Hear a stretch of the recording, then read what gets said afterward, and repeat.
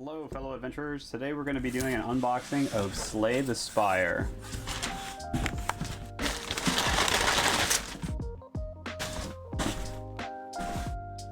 Now you can see that this doesn't have any wrap around it, and that's because I recorded this with no audio.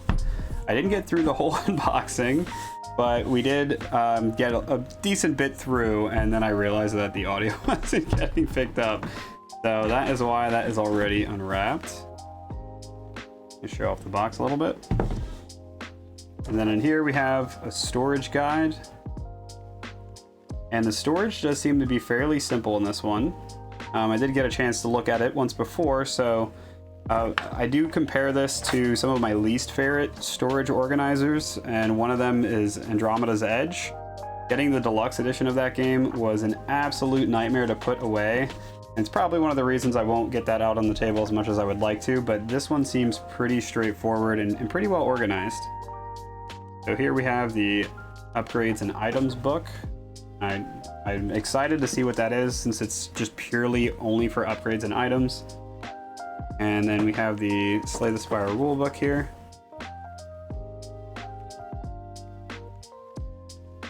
Does not seem to be a ton. So we got about 23 pages, but it seems like a lot of the rules end even for the characters here.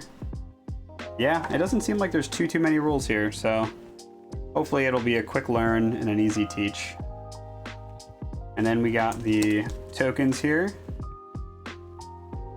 and it's nicely wrapped. And none of these pieces are loose or falling out or anything like that, but I really like these almost like shield looking tokens with different elements on them. That looks really cool. We got what I assume is going to be the shop. There's going to be potions, which were typically one use in the video game, and then you got get rid of them, and then you have some chest items up here, so possibly card upgrades. And it looks like we have a little bit of a guide here for the different actions that we can do in a combat round, the different icons in the game and what all of those do as well, so that's always nice to have. And then the different symbols that we're going to be seeing on the maps, so we know what's coming up as we're kind of making our choice and moving through. We got Act 1, 2, boards. I'm not sure if these are double-sided. Oh, it does look like that. So maybe there's just some variety there, because that one was Act 1 on both sides, and then this one is Act 2 and Act 3. So I'm not sure if that is just... I guess there's 2 bosses in Act 1. I forget if that's how that was in the video game as well. Ooh, and then we have the character boards. These look really nice. And it's gonna have different tracks. You're gonna be able to slot little cubes into these slots here. So you have a track for your HP, how much block you have an energy track, and then it looks like they each have a talisman and their unique isometrical power on the bottom right of their boards as well. They're really nice. We got 4 different characters to choose from. This was the guy that I mained in the video game adaptation of this, so probably gonna give him a try first. We have, I'm not entirely sure what this tracker is for, but once again it has like those insert slots there, so you're gonna be able to put some cubes in there. We got our little cubies here. Lots and lots of cubies. Try not to lose any. I like how they're clear and you can kind of see through them. We'll just put that in the box to be safe. And then we have a D6 and what looks to be a little foot. Not sure what that is going to be used for. Our die. Nice wooden die. Oh yeah, that sounds nice. And then it looks like we have a little bit of an organization tray here on the top. And this seems to be the most of kind of the separation of pieces for the organization. So you have this thing here opens up. I'm sure some of the tokens are going to go in there.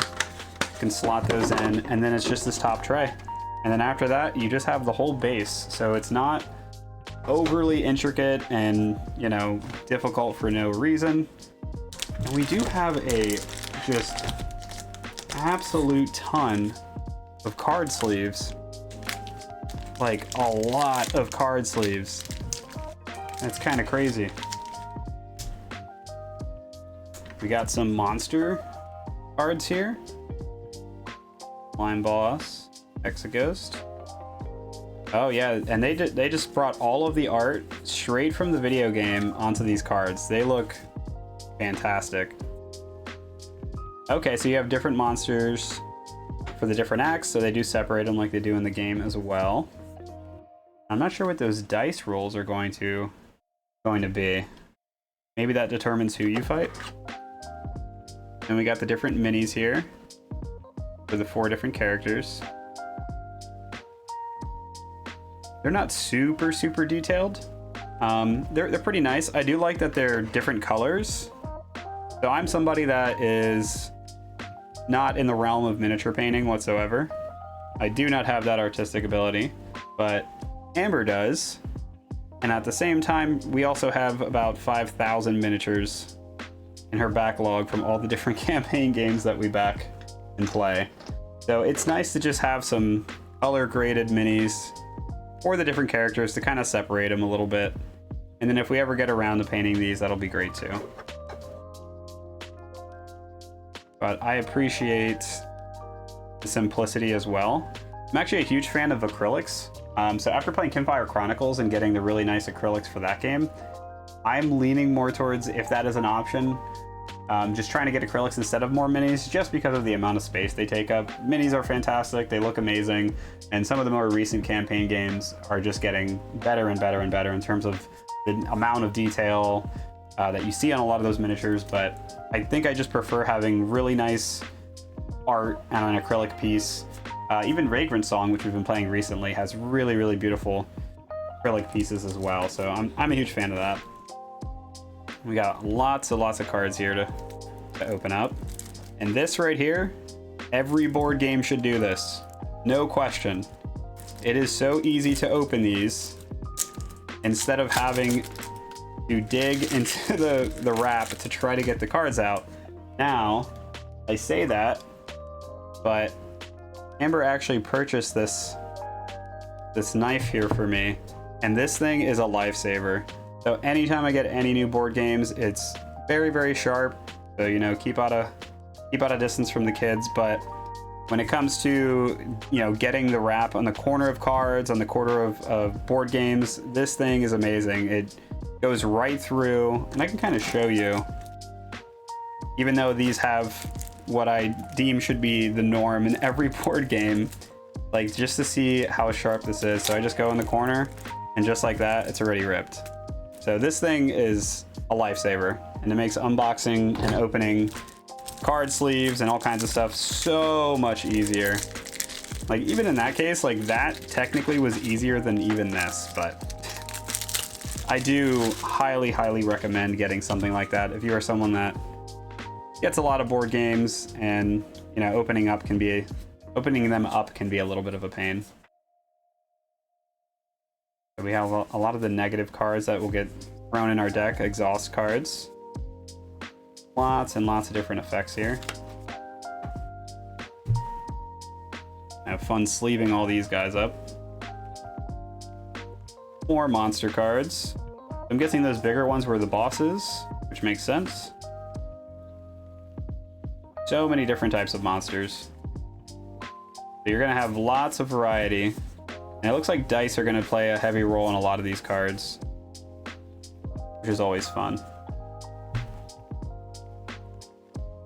This guy right here is specific to Act 4, so we do not get to open this and look in this deck until we get to Act 4. So we got something to look forward to. And it looks like we have more organization slots underneath this guy as well. So I'm guessing there's going to be possibly some Act 4 cards, and those can just slot below. Ooh. I like how they have starter decks and it's just labeled, so it's very easy to find. Anything that helps get games out on the table and hit the ground running is a big plus for me. You know, we get new games all the time here, big board game fans, and there's nothing worse than being super excited to play a new board game and then opening it up and the setup takes 30 minutes or something, you know, something crazy to get you going. So, okay, these just look like they're organizer cards. Oh yes, that is beautiful. We just recently played Dead Cells, and they had the same thing. And that game is another fantastic example of a good organizer that also organizes and separates everything so well that it's just so easy to get the game out again and do another run, get another biome set up whenever you finish one. Like, I love stuff like this. It's simple. It's, you know, it's nothing that's hard to understand. Usually they make them pretty like color coded. The artwork makes it very easy. Clearly this is for this character, that's for that character, and so on. So those are awesome. Love that. More card sleeves. I'm getting a little concerned. Why are there so... I don't even think there's that many cards. Unless I'm missing something. Okay. Oh, and we got baggies that also seem to be character specific. So maybe these are like little save baggies. Save some progress. Oh, got a lock. Lots of baggies here. Got a couple clear ones. Another one. Another one. Not sure if those are character related or maybe something else. So we'll have to go through all of that as well. These look like potions. So let's get this guy open.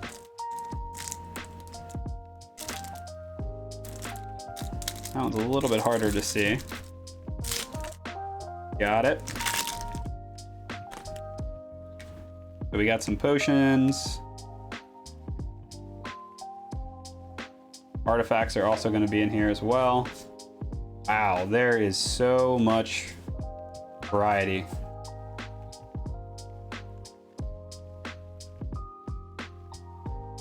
This is awesome.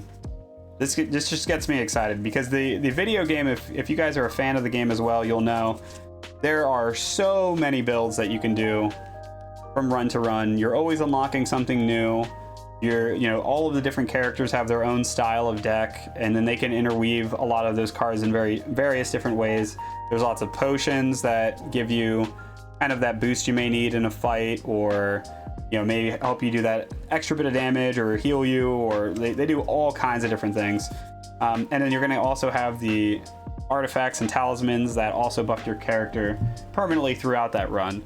So the fact that they have clearly incorporated a lot of that into this, you can just see by the volume of cards, just really goes to show you the replay value on this is going to be amazing.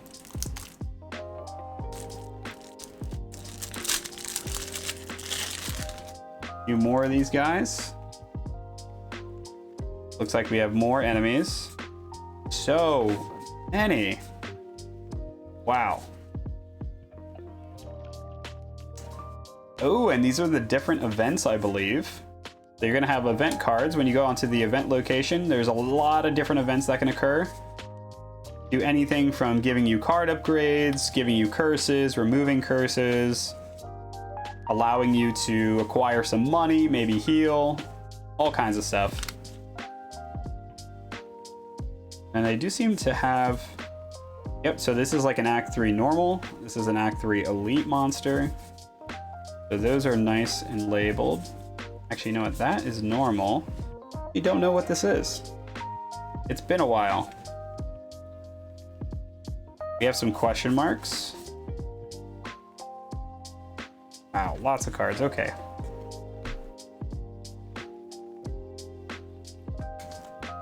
Okay, and this is usually, the blessing is how you would start new runs in the game. And it usually gave you an option of something that you can just do right off the gate. So this one allows you to upgrade a card, remove a card, or gain 10 gold coins and lose 2 HP. Yep, and I was it's usually random what you get, so this seems to be like a little deck of those cards, and I'm guessing, I'm not 100% sure, that you're going to be able to choose one of these options on a fresh run. It's going to be randomly generated. You're going to draw a random card, and then you can go from there. Really cool. I do not know what these... Oh. This might be specific to solo. I'm going to guess that because it says solo. Boss relics. Okay, so it's just more organizers for the tiny cards. Okay, yeah. Awesome. We got some more ability cards. Oh, don't open this until you reach Ascension 1. So we have another deck of cards that we cannot look at those quite yet. We got some power cards here. We got some skill cards here. And then we have one more deck that we are not allowed to look at. So we will slot these guys back in there. Open these last two up, and that is it.